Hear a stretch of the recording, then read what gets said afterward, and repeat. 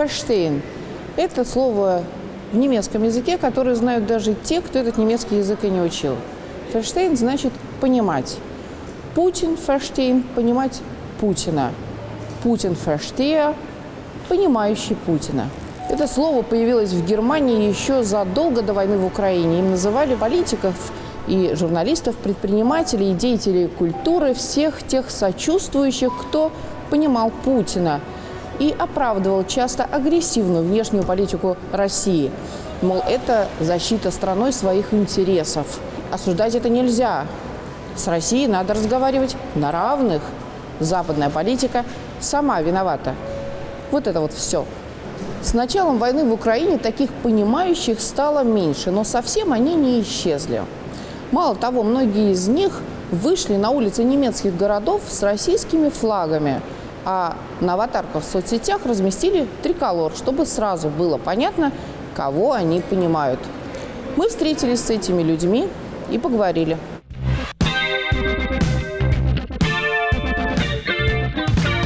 Путин хороший президент своей страны. Он любит свою страну, любит свой народ. Хотелось бы, чтобы наше правительство тоже любило так же свой народ. У меня вообще нет проблем с Путиным. И Путин очень многое делает правильно. Для нас это вот очень стыдно, очень неприятно, что вот такое происходит. Но это демократическая страна. Мне этот термин не нравится, Путин verstehe, потому что jemanden verstehen, то есть кого-то понимать, это не значит кого-то поддерживать. Мы стоим за Россию, за нравственные ценности, но Путин нам не платит. Да, Путин нам не платит, но мы его очень уважаем и любим. Но у нас в Германии нет рычагов воздействовать на этих людей, кроме того, чтобы ограничивать их публичную деятельность.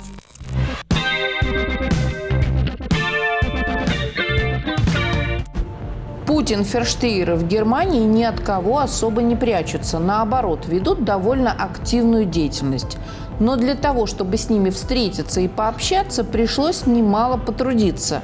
И вот теперь мы едем на запад Германии. Это город Оснабрюк, ганзейский город, 170 тысяч жителей, есть свой университет. Здесь, на привокзальной площади, был объявлен митинг, согласован с администрацией.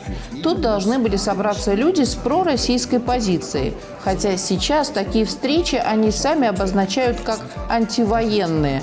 Организаторы обещали до 500 участников, оказалось в 10 раз меньше. То ли погода не очень, то ли та самая позиция особо непопулярна. Если меня немцы зовут Путин-ферштейером или сторонником Путина, то для меня это как орден. Но в конечном счете я выступаю за взаимопонимание между народами, за мир. Даже военная операция, специальная операция в Украине, она же не с неба свалилась. Майдан сыграл в этом решающую роль. Я лишь как обычный человек постоянно думал, что же он так медлит, до тех пор, пока он не начал активно поддерживать русскоговорящее население Донбасса в феврале. Меня зовут Катя, я родом из Польши. Я за Россию, потому что там живет милый народ. А Путин хороший политик, у которого наше немецкое правительство, как я считаю, должно поучиться. Украинцев мне, конечно же, тоже жаль, но я целиком на стороне России. Кто такой Путин? Ну, все знают, это спаситель русского мира. Он поднял страну с колен. В Германии свобода мнения. Выходи на улицу и говори, что хочешь, лишь бы это не нарушало закон. Вот и эта демонстрация у прохожих особого интереса не вызвала. Кто с поезда, кто на поезд, пробежали мимо. Плакаты вполне красноречивы. Прививки – это плохо, тут же напоминание о погибших детях Донбасса и призыв прекратить поставки оружия Украине. Нет НАТО и карикатура на немецких политиков. Здравствуйте! Вы большие молодцы, что поддерживаете это все. Мы будем дальше бороться. Спасибо вам всем! Основная часть русскоязычных, потребляющих пропутинский контент, это люди, скажем так, не самого высокого, прям скажем, образования, по социальной иерархической трудовой лестнице, занимающие не лучшие, прям скажем, позиции, не обладающие глубокими знаниями в сфере политики и общественно-политической жизни. Николай Митрохин, историк, социолог религии, научный сотрудник Центра по изучению Восточной Европы при Бременском университете. Занимается политическими и идеологическими группами влияния. Судя по активности и судя по громкости голосов, конечно, количество сторонников Путина в Германии резко уменьшилось, во всяком случае, на публичном фоне. Если раньше это можно было, даже после 2014 года, это зачастую воспринималось как мнение, то сейчас как бы вопрос стоит о том, что почему у тебя такая политическая позиция. Среди понимающих Путина есть и коренные немцы, по большей части те, кто по ГДР помнят хорошие отношения с Советским Союзом и считают только лишь Россию его настоящей преемницей. Но большая часть путин-ферштейеров – это все-таки родившиеся в СССР и переехавшие позже в Германию немцы и представители других этнических групп. Они до сих пор считают Россию своей второй родиной, а Путина – идеалом политика. Ты сама себя считаешь русским человеком? Ну, я, если честно, вот открыто скажу, да. У меня болит мое сердце тоже за Россию. Саина Алазгарова, медсестра, родилась и жила в Азербайджане. Потом переехала с родителями в Германию. Мама 3 детей. Активно участвует в демонстрациях. Делает это в память о муже. Это портрет моего погибшего мужа Евгения Вальтер. Ему исполнилось 20 августа 36 лет. Он очень активно занимался политикой. И 21 августа 2023 года у него произошла автокатастрофа. Он разбился на машине.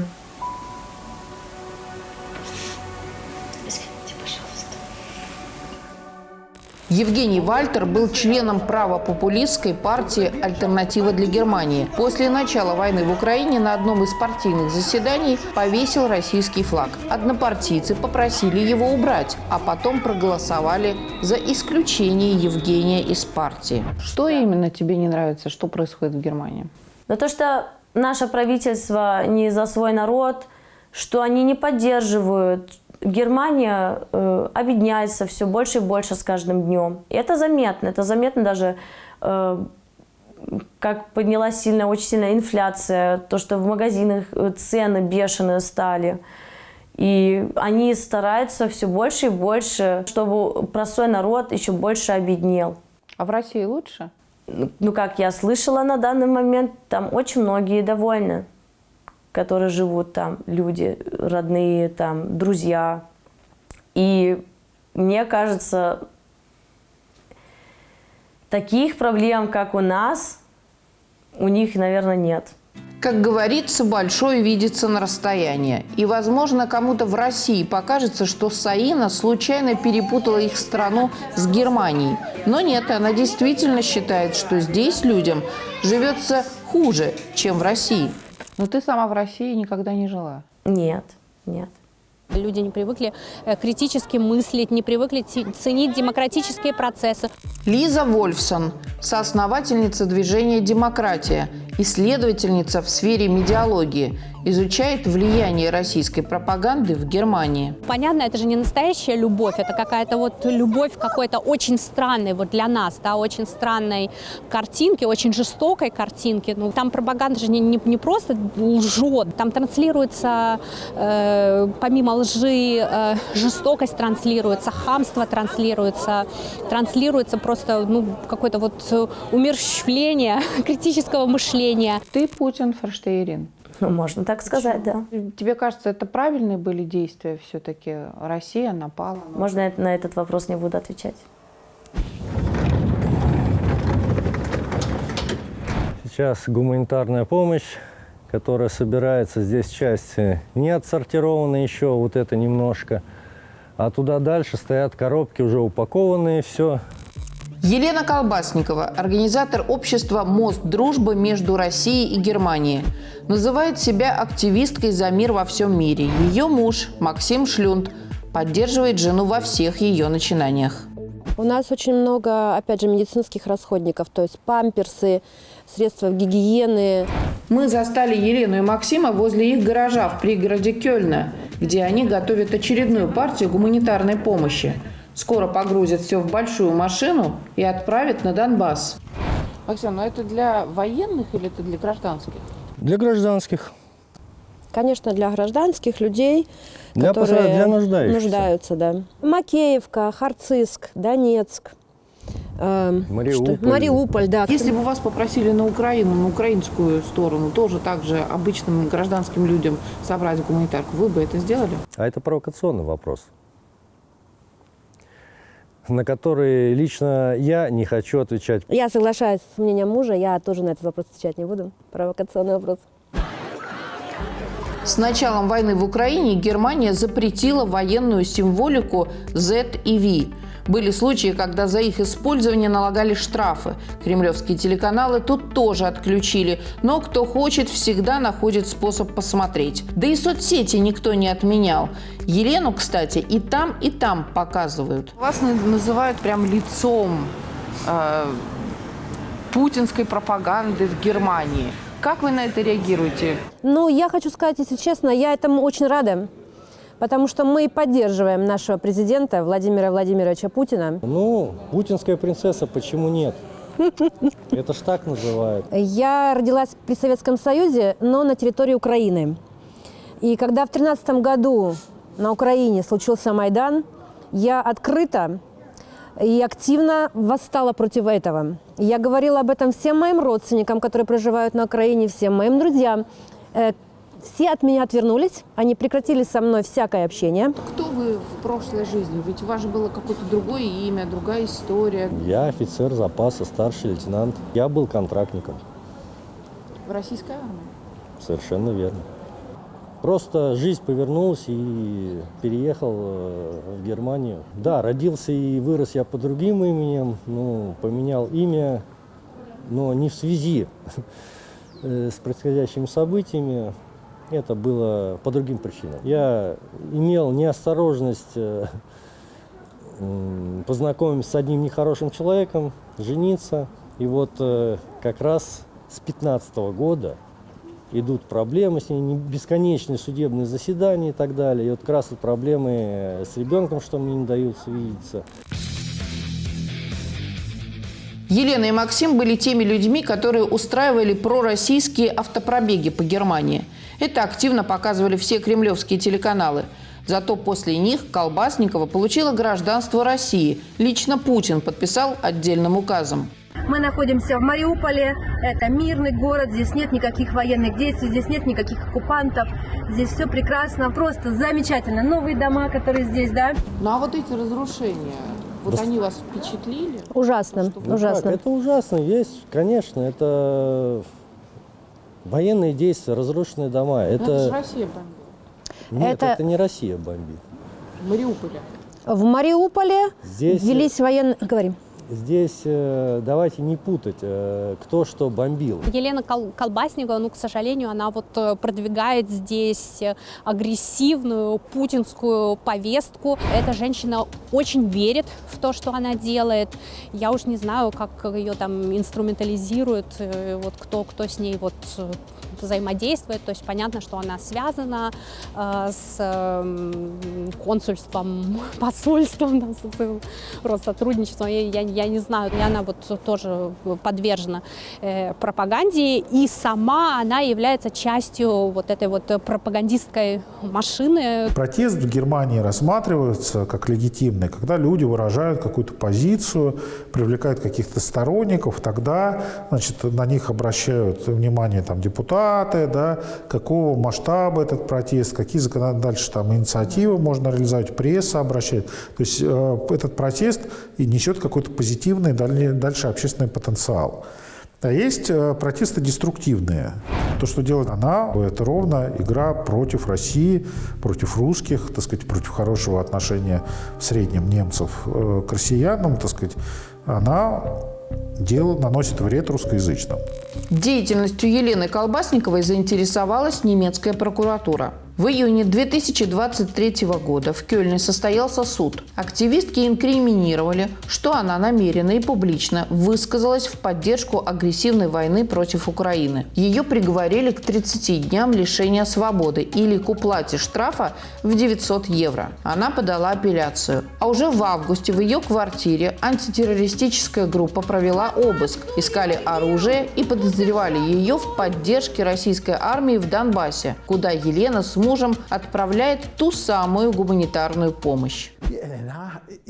Елена – это лицо здешнего движения «За мир».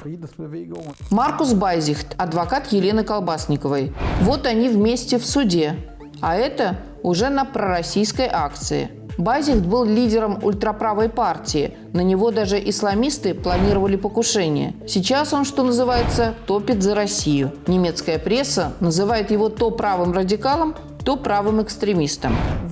А как это все отражается на вашей личной жизни и на семье? У меня 2 дочки-школьницы. В школе их дискриминируют, отторгают, от них отвернулись друзья. Моя жена гинеколог, ей тоже нелегко. С первого же дня, когда она начала работать в больнице, там организовали кампанию по сбору подписей против нее. Мол, у нее такой муж. Байзихт и его сторонники призывают правительство Германии отказаться от поставок оружия Украине. Мы в Германии пережили Вторую мировую войну, и один из девизов после этой войны – никогда больше не воевать против России. Нам, немцам, всегда хорошо, когда мы находим взаимопонимание с нашими русскими соседями. Но тогда Украина была частью Советского Союза. Как быть с этим? Ну, конечно. Украина была частью тогдашнего Советского Союза, но это принципиально не меняет нашу позицию. Сейчас в русских снова стреляют из немецкого оружия. Этому я говорю «нет». Недавно Байзихт и Колбасникова объявили о создании нового движения, подчеркнуто дружественного России. Вот и плакаты уже готовы «Мы против НАТО». Цель объединения – сформировать и подать список на выборы в Европарламент. Надо понимать, такие настроения в Германии скорее редкость. Они маргинальны и не поддерживаются большинством. Именно поэтому во время пророссийских акций в противовес им выходят не только беженцы из Украины, но и обычные немцы, чтобы показать и свой протест. Вот и в Оснабрюке не обошлось. Эй, а почему России можно совершать военные преступления в Украине? Я этого не понимаю. Путин массово убивает людей в Украине, без малейшего повода. Невинных людей, невинных мирных граждан. И ты защищаешь таких, как он. Понятно, что пророссийская деятельность в Германии финансируется Россией, да, в разных форматах, разными путями, легальными и нелегальными, так сказать. Хотя, конечно, вот эти вот основная масса людей, которые принимают эпизодическое участие в пророссийских акциях, ну, разумеется, они, так сказать, пришли по зову души. Есть такая среда людей, которые как бы застряли здесь, ментально как бы они себя чувствуют там русскими людьми или что-то в этом роде, при этом как бы ходят на немецкую работу, но как бы у них вот душа отдыхает таким образом, да, так сказать, там в субботу в дагестанскую парную пойти, значит, потом купить русской водки под шашлык, это самое. Они ностальгируют, и им кажется, что там вот что-то такое вот хорошее, что там какая-то альтернатива, и это, ну, психологические тоже, вот, психологические какие-то проблемы, то есть вот этот патриархат, да, который вот еще себя не изжил, и поэтому тяга по сильной руке, тяга по, ну, что по какому-то такому вот диктатору, да, вот фигура отца, которая там за тебя решает,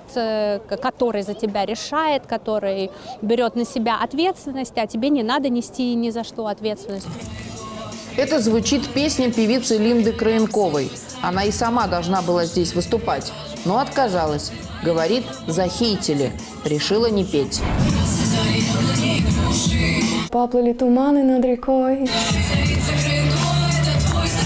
и русская душа завоевала трон. Раз, два, три, это Линда Краенкова, да, überall werdet ihr mich hören, gib mir nur ein Ja, Slavik, Поверьте мне, скоро всем извините вы за мат, но в немецком такого не мат. Русская песня. И я ее беру, делаю свое из этого и вкладываю в Катюшу Фриден, мир. Линда Краенкова родилась в Германии, немка с белорусско-сирийскими корнями. По профессии политолог, по призванию музыкант. Знаешь ли ты, что тебя люди, которые здесь поддерживают позиции России в войне, считают своей певицей, Z-певицей, так, если можно выразиться? Я знаю, что они так считают, но моя позиция как бы мне в первую очередь ясна, моим близким, они знают, как я на это все смотрю. Я этого не могу просто поддержать, и поэтому я не за это где-то буду показываться, потому что я этого не поддерживаю в первую очередь. Я в первую очередь пацифист, и это все знают. Когда началась война, Линда написала песню, в которой говорилось о единении славянской крови. Говорит, хотела этим всех помирить.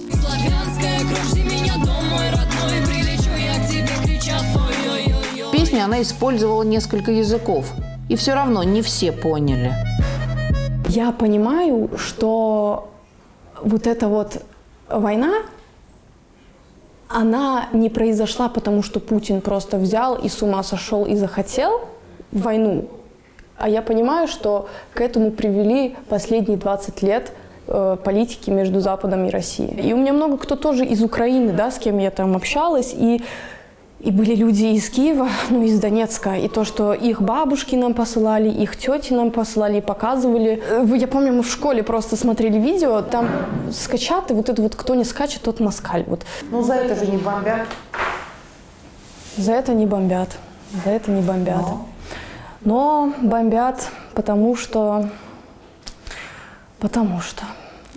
Певицу Краенкову очень любят в Беларуси, где она частая гостья.